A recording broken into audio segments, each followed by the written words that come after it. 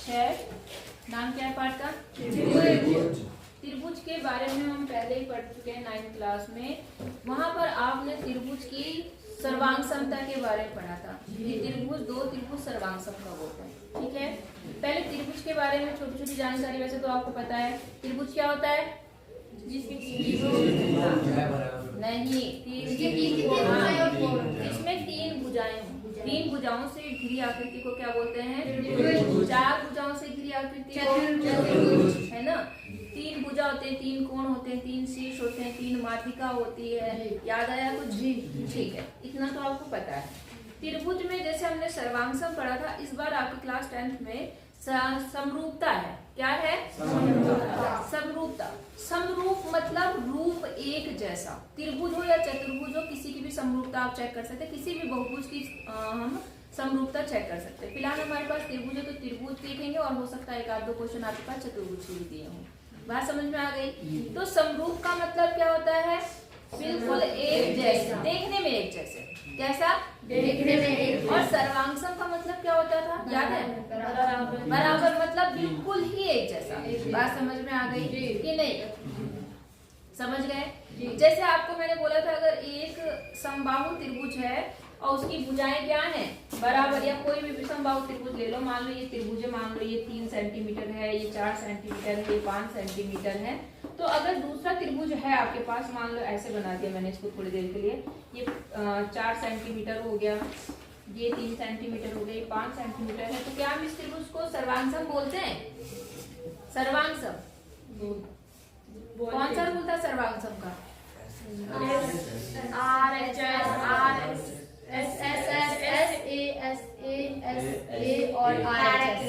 इनमें कोई रूल नहीं लग रहा। कौन सा? एस लग रहा है ना। तीनों तीनों भुजाएं त्रिभुज के तीनों भुजाएं के बराबर थी, तो ये त्रिभुज सर्वांगसम हो गया।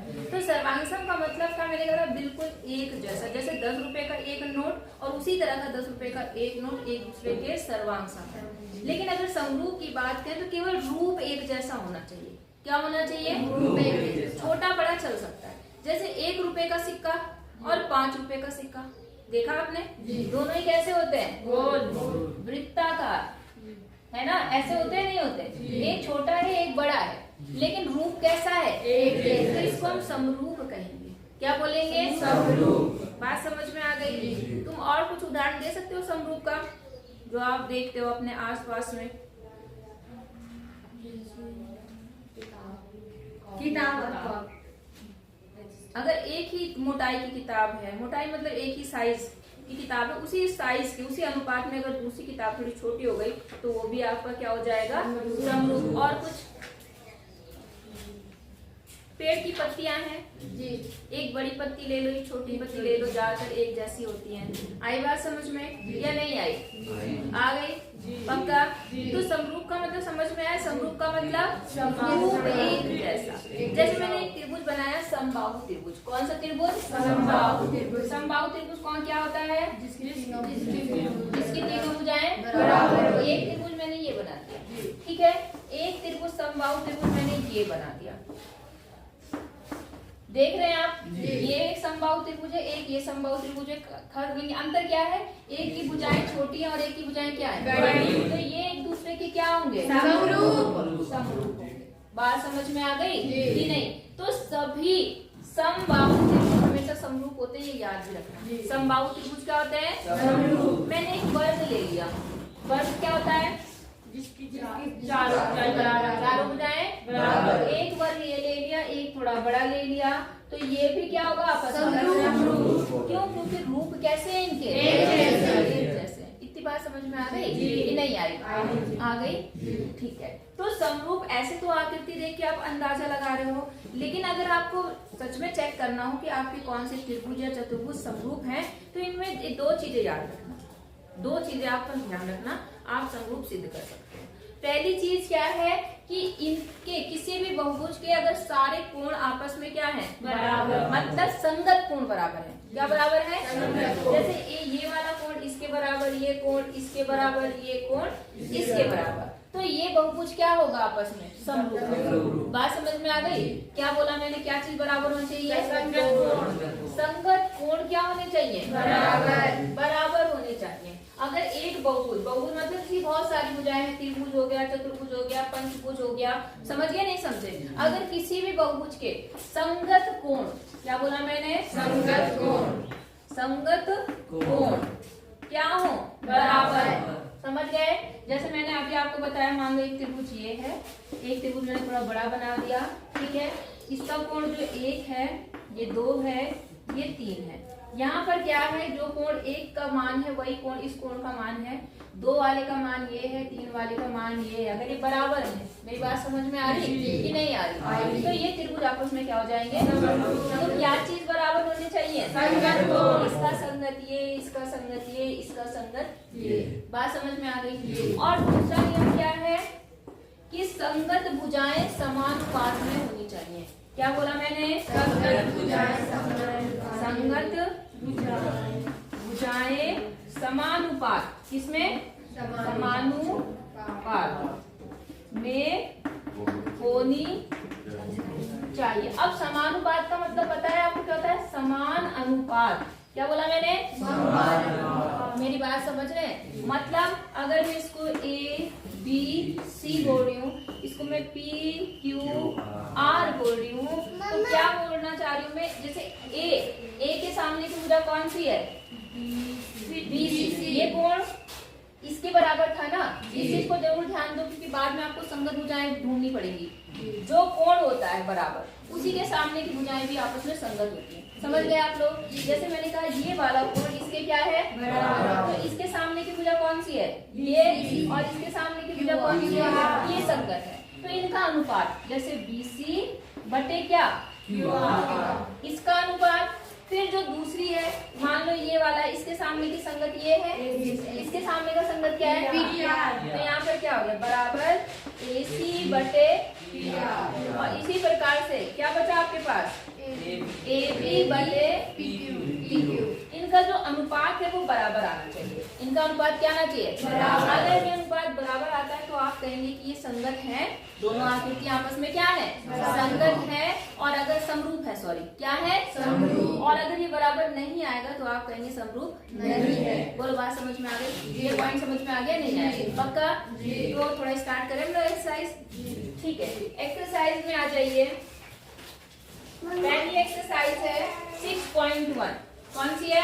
6.1। इसमें देखिए, सबसे पहले आपके पास रिक्त स्थानों की पूर्ति करनी है, खाली जगह भरना है। आई बात समझ में? सब लोग देखेंगे, अब मुझे जवाब देंगे। सभी वृत्त होते हैं सर्वांगसम होते हैं या समरूप? समरूप। हाँ, क्यों होते हैं? क्योंकि उनका रूप एक जैसा है। समझ गए? क्योंकि वृत्त छोटा भी हो सकता है और वृत्त बड़ा भी हो सकती है। सभी वर्ग होते हैं समरूप। क्या होते हैं? समरूप। अभी थोड़ी देर पहले बताइए, सारे वर्ग, क्योंकि उनकी भुजाएं क्या होती है? एक ही अनुपात में होंगी, तो क्या होंगे वो? समरूप। समरूप। सभी त्रिभुज समरूप होते हैं। कौन से वाले? समबाहु। समबाहु अभी बताया था मैंने। ठीक है। भुजाओं की समान संख्या वाले दो बहुभुज समरूप होते हैं यदि उनके संगत कोण क्या हो? बराबर। और संगत भुजाएं समानुपाती। दोनों पॉइंट आ गए। संगत कोण क्या हो? बराबर। संगत भुजाएं क्या हो? समान। अच्छे से रट लेना इस चीज को। आई बात समझ में? तो पहला सवाल हो गया आपका। अच्छा, दूसरे में बोला निम्नलिखित युग्मों के दो भिन्न भिन्न उदाहरण देना है। आपको समरूप आकृतियों के उदाहरण देने हैं, दे देंगे। सिमिलर आकृतियां कौन कौन सी होती हैं, और ऐसी दो आकृतियां बताना, ऐसी आकृतियां बतानी जो समरूप नहीं थे। समरूप तो बहुत होगी, मतलब समरूप नहीं होंगी बहुत सारी। बात समझ में आ गई कि नहीं आई? कोई दिक्कत? अच्छा, अब जैसे देखिए यहाँ पर अगला वाला सवाल आ गया। बताइए कि निम्नलिखित चतुर्भुज समरूप है या नहीं है। अब मुझे आप बताओ कि क्या ये समरूप है? अब देखो जरा, आप जब बोलेंगे ना समरूप है कि नहीं है, तो आप याद रखना कि ये दोनों ही कंडीशन क्या होनी चाहिए? सेटिस्फाई होनी चाहिए। बात समझ में? तीसरे प्रश्न में क्या बोल रहा है कि दोनों आकृतियां समरूप है या नहीं। तो याद रखना, समरूप होने के लिए दोनों ही कंडीशन जरूरी है। कोई एक होगी तो हम नहीं मानेंगे कि ये समरूप है। बात समझ में आ गई? अब जैसे यहाँ पर देखो, प्रश्न नंबर 3 दिख रहा है आपको? जी। इसमें बताना है आपको कि समरूप है या नहीं। तो आप देख रहे हैं एक आकृति तो ऐसी बनी है समचतुर्भुज की तरह। कैसी बनी है? समचतुर्भुज। 1.5 1.5 यहाँ कितना है? 1.5 और यहाँ पर इसका नाम इन्होंने ले लिया है PQRS और दूसरा इन्होंने एक वर्ग जैसा ले रखा। ठीक है, इसका नाम लिया है इन्होंने ABCD और इसकी है 3 3 3 3। अब अनुपात तो समान आ रहा है। अनुपात निकालना आता है? अनुपात भी निकालना देख लो एक बार। कहीं कहो तुम हमें अनुपात निकालना नहीं आता। फिलहाल तो यहाँ सारे एक जैसे हैं कि नहीं है? तो देखो हमने मान लिया कि जो ये है PS और यहाँ कितना है? AB। कितना है यहाँ पर? 1.5 और यहाँ कितना है? 3 दशमलव हटाएंगे 0 बढ़ाएंगे 1/2। इसी तरह से PQ बटे AB अनुपात निकालना बता रही हूँ केवल। ठीक है, और यहाँ कितना है? 3। फिर से दशमलव हटाएंगे 0 बढ़ाएंगे तो 1/2। तो सारे अगर आप चारों के चारों ऐसे निकालोगे तो 1/2 1/2 1/2 1/2 बराबर है। आई बात समझ में? लेकिन आप क्या देख रहे हैं, एक में तो सब सारे कोण कितने दिए हैं? 90 दिया है। क्या दिया हुआ है? और दूसरा क्या इसमें भी 90 है? नहीं। तो ये क्या आकृतियां समरूप होंगी? नहीं होंगी। इसमें 90 से ज्यादा है, ये 90 से कम है। तो यहाँ पे संगत कोण भी बराबर होने चाहिए और संगत भुजा भी बराबर जाएगी। बोलो बात समझ में आ गई? हो जाएगा जी। कोई दिक्कत है? आगे चले? ठीक है, रोक देना।